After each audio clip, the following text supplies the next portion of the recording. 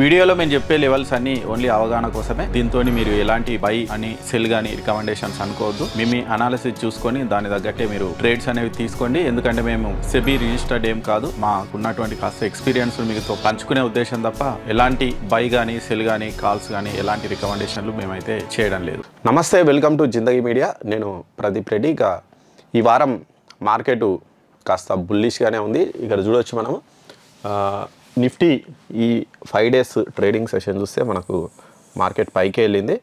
1, 2, 3 days పైకి వెళ్ళింది. ఒక రోజు కన్సాలిడేషన్, ఇంకో రోజు కూడా అటు ఇటు తిరిగింది. ఓవరాల్గా చూస్తే ఇకైతే బుల్లిష్ మూవ్, మంచి బుల్లిష్ మూవ్ అయితే ఇచ్చింది నిఫ్టీ. ఓవరాల్గా ఒక 3 days మనకు గ్రీన్ క్యాండిల్స్ వచ్చినాయి. ఒక 2 days మాత్రం లైట్ రెడ్ క్యాండిల్స్ వచ్చినాయి. అయినప్పటికీ ఓకే, అంటే చాలా రోజులు ఇక్కడ కన్సాలిడేషన్లో ఉండే మార్కెట్ ఆ తర్వాత పడి అక్కడ నుంచి ఈ కన్సాలిడేషన్ జోన్ ఏదైతే ఉందో ఇది బ్రేక్ చేసింది. బ్రేక్ చేసి పైకి అయితే వెళ్తుంది. మళ్ళా మనకి ఇక్కడ ఉంది కన్సాలిడేషన్ జోను. మరి ఈ లెవెల్ కొంచెం ఇంపార్టెంట్ అయితే చూడండి. ఈ 25,200 లెవెల్ వరకు మార్కెట్ వెళ్ళే అవకాశం ఉంది. ఇక్కడికి వెళ్ళిన తర్వాత మళ్ళీ కొన్ని రోజులు ఇక్కడ సస్టైన్ అవుతుందా లేదంటే మళ్ళీ కొంచెం ఫాలో అవుతుందా అనేది అక్కడి వరకు చూడాలి. ఓవరాల్గా ఈ వీక్ అయితే మార్కెట్ నిఫ్టీ చూస్తే మంచి మూవ్ అయితే ఇచ్చింది. ఒకసారి మనం బ్యాంక్ నిఫ్టీ కూడా చూద్దాం. బ్యాంక్ నిఫ్టీ ఎలా మూవ్ ఇచ్చింది అనేది చూస్తే నిఫ్టీతో పోలిస్తే బ్యాంక్ నిఫ్టీ అయితే స్ట్రాంగ్ ఉంది. చాలా రోజుల నుంచి నిఫ్టీ చాలా ఫాల్ అయింది, కానీ బ్యాంక్ నిఫ్టీ అంతా ఫాల్ అయితే కాలేదు. ఇక్కడ చూడొచ్చు ఆల్ టైమ్ హై దగ్గరలో ఉంది బ్యాంక్ నిఫ్టీ. యాక్చువల్ నిన్న ఆర్బీఐ మీటింగ్లో ఇంకా మంచి పాజిటివ్ డిసిషన్ సిగ్నల్ తీసుకొని ఉంటే నిన్న ఆల్ టైమ్ హై బ్రేక్ చేసేదేమో. ఓకే, ఇక ఆర్బీఐ మీటింగ్ వాళ్ళు అంటే మనం ఏది ఎక్స్పెక్ట్ చేసామో అదే ఇచ్చారు. ఆర్బీఐ నిరాశ అయితే పరచలేదు. ఒకవేళ నిరాశ పరిచుంటే బాగా ఫాలో అయ్యేది, కానీ నిరాశ పరచలేదు. ఎందుకంటే రెపో రేట్ కట్ చేస్తారు అని ఎవరికి అయితే ఆశలు లేవు. కాకపోతే సిఆర్ఆర్ దాన్ని కొంచెం తగ్గిస్తారు అని ఉండే, అది చేసిర్రు, ఇది చేయలేదు. అంటే ఎవరు ఎక్స్పెక్ట్ ఏది చేసిర్రో అదే వచ్చింది. ఎక్స్పెక్ట్ చేయని మూవ్ అయితే రాలేదు. ఒకవేళ సిఆర్ఆర్ కూడా కట్ చేయకపోయి ఉంటే మార్కెట్ బాగా ఫాల్ అయితే అయ్యేది, కానీ సిఆర్ఆర్ అనుకున్నట్టే 50 పాయింట్స్ తగ్గించారు. దాంతో మార్కెట్ ఆల్రెడీ అంటే ఎక్స్పెక్టేషన్ ఉంది కాబట్టి ఇది చూడొచ్చు. ఈ మూవ్ ఈవెంట్కు ముందే మంచి మూవ్ అనేది ఇచ్చింది మార్కెట్. ఈవెంట్ ఏ రోజు అటే తిరిగిపోయింది. ఈరోజు సడన్ డిసిషన్స్ ఏమైనా ఉంటే మంచి అగ్రెసివ్ పైకో కిందికో వచ్చేది. కాకపోతే ఎక్స్పెక్ట్ చేసిన మూవే ఇచ్చిండ్రు ఆర్బీఐ వాళ్ళు కాబట్టి అటే తిరిగింది. ఓవరాల్గా ఇక్కడ బ్యాంక్ నిఫ్టీ చూస్తే నిఫ్టీతో పోలిస్తే బ్యాంక్ నిఫ్టీ ఇంకా మంచి అగ్రెసివ్ మూవ్ అయితే ఇచ్చింది. ఇక్కడ చూడొచ్చు 4 days మంచి మూమెంటం ఇచ్చింది. అసలు ఇక్కడ చూడొచ్చు ఈ కన్సాలిడేషన్ మంచి స్ట్రాంగ్ క్యాండిల్తో బ్రేక్ చేసి మళ్ళీ పైకి వెళ్ళింది. ఆల్ టైమ్ హై దగ్గరలో ఉంది బ్యాంక్ నిఫ్టీ. మరి నెక్స్ట్ వీక్ ఏమవుతుందో చూడాలి. అంతకుముందే మనం ఒకసారి ఎఫ్ఐఐస్ లాస్ట్ మంత్ సెల్లింగ్ తోటి మనను అదరగొట్టిరు కదా, ఒక 50 days కంటిన్యూస్ సెల్లింగ్. ఇక సెల్లింగ్ తోటి మార్కెట్ పడి అసలు ఆగలేదు.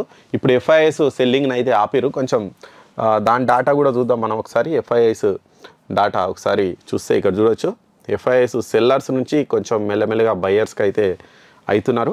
ఇక లాస్ట్ ఈ 10-15 days డేటా చూస్తే ఇక్కడికి స్టాప్ అయిపోయింది ఎఫ్ఐఐస్ సెల్లింగ్. ఆ తర్వాత ఒక 3 days బయింగ్ చేసిరు.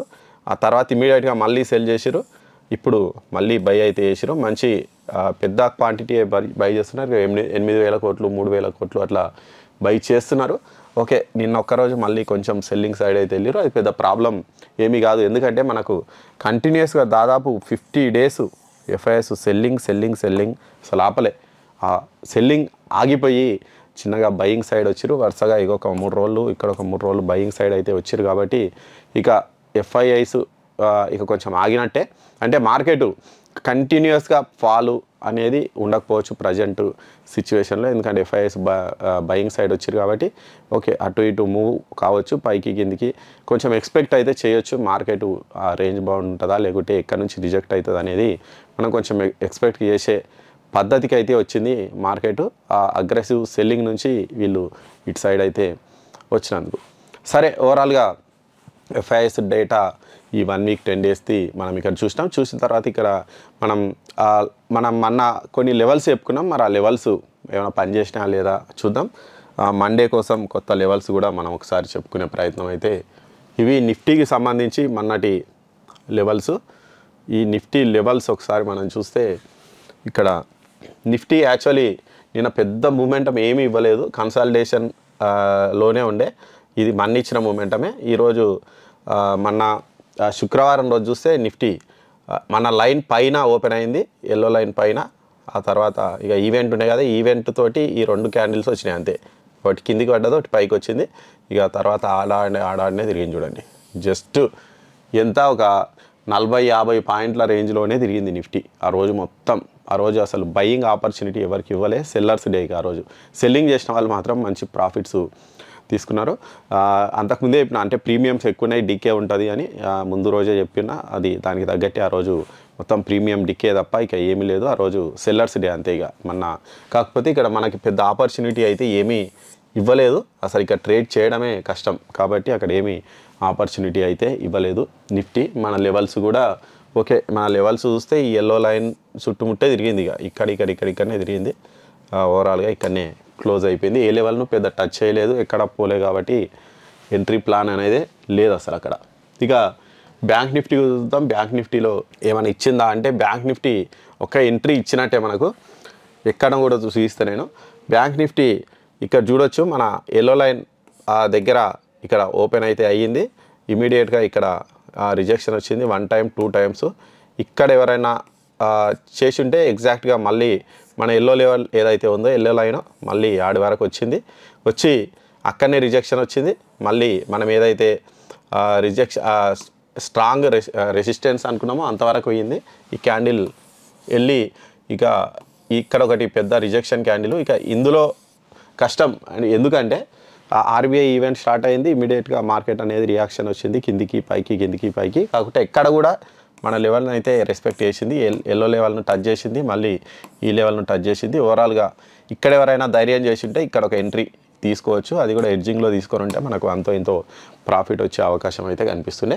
ఇక తర్వాత ఇది కూడా మన రెసిస్టెన్స్ బ్రేక్ అయ్యింది, ఇక అక్కడక్కడనే మన ఎల్లో లైన్స్ కానే తిరిగింది. ఇది కూడా మొత్తం కన్సాలిడేషన్ రేంజ్లోనే ఉండే కాబట్టి అక్కడ కూడా పెద్ద ఎంట్రీ అయితే లేవు. అందుకే ఈవెంట్ డేస్ రోజు మనం చూడాలి, కొంచెం ఓపిక మీద చూస్తేనే మనకు ఏదైనా ఎంట్రీ దొరికితే తీసుకోవాలి, లేకుంటే ఇగో ఇట్లా కన్సాలిడేషన్ రేంజ్లో ఉన్నప్పుడు సెల్లింగ్ చేసుకుంటే ఎవరైనా సెల్లింగ్ ప్లాన్ చేసి ఉంటే అంతో ఇంతో ప్రాఫిట్ అనేది మనకు వస్తుండే. సరే, మరి మండే రోజు ఎలా ఉండొచ్చు మార్కెట్ అనేది ఒకసారి మనం చూసే ప్రయత్నం అయితే చేద్దాం.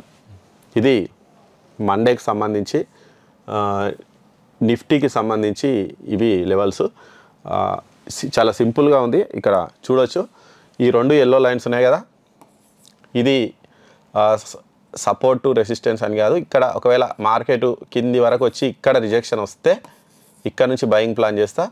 ఈ ఎల్లో లెవెల్స్ కూడా బ్రేక్ కావచ్చు, అవి ఇమీడియట్గా ఇక్కడ ఏదైతే లెవెల్ ఉందో ఇది 24,571 లెవెల్. ఈ లెవెల్ దగ్గరికి వచ్చి రిజెక్షన్ వస్తే ఇక్కడ బయింగ్ ప్లాన్ చేస్తా.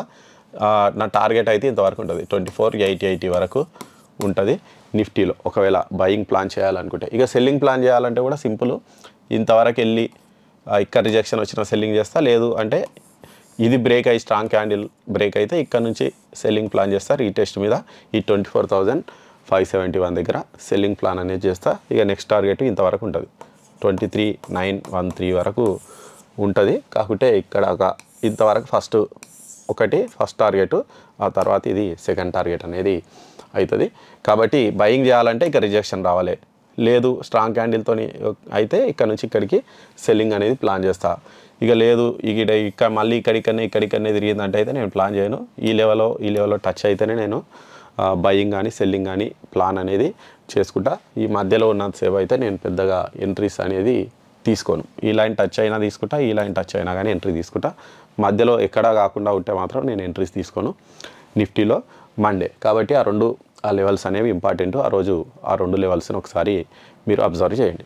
ఇక బ్యాంక్ నిఫ్టీ కూడా చూద్దాం. బ్యాంక్ నిఫ్టీ కూడా ఈ ఎల్లో లైన్స్ 2 దగ్గరికి వచ్చినాయి.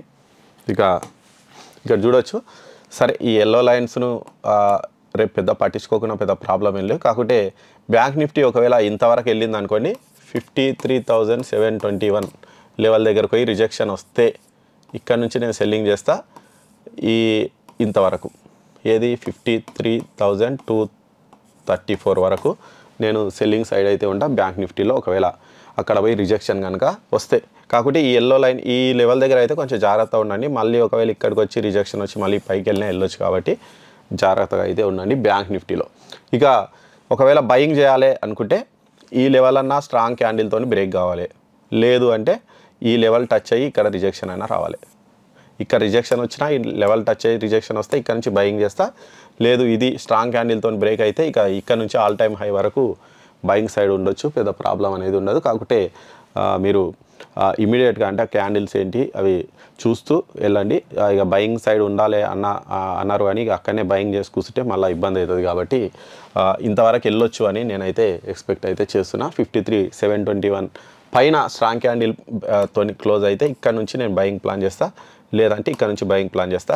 ఇక్కడ టచ్ అయ్యి రిజెక్షన్ వస్తే ఇక్కడ నుంచి సెల్లింగ్ ప్లాన్ చేస్తా. ఇది ఫస్ట్ టార్గెట్ అవుతుంది, ఇది సెకండ్ టార్గెట్ అవుతుంది. ఇక్కడ కూడా ఒకవేళ ఇది కూడా బ్రేక్ అయితే ఇక్కడ మళ్ళీ ఒక సపోర్ట్ అయితే ఉంది.